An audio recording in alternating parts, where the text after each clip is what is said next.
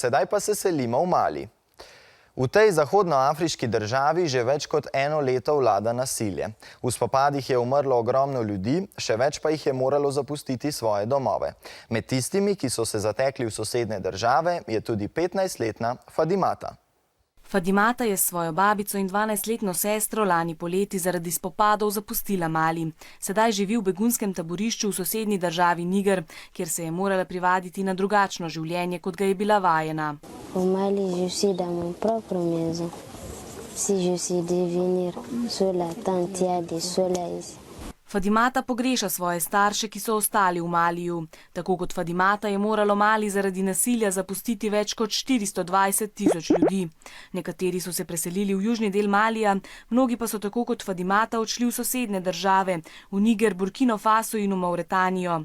Tam živijo v različnih taboriščih, kjer so razmere zelo slabe. Primanjkuje jim vode, hrane in zdravil, temperatura zraka pa se čez dan dvigne celo do 50 stopinj. V Mali se ne upajo vrniti, saj se bojijo spopadov. Sever Malija so pred dobrim letom zavzeli islamisti. To so muslimani, ki imajo zelo strog pogled na vero in želijo z nasiljem uveljaviti svoja pravila.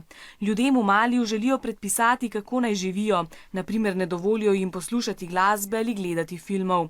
Proti njim se bojuje malijska vojska, toda zaenkrat še vedno neuspešno. Dokdaj bodo trajali spopadi, ne ve nihče, a Fadimata upa, da se bo, tako kot tisoči drugih malijskih beguncev, lahko kmalu vrnila domov.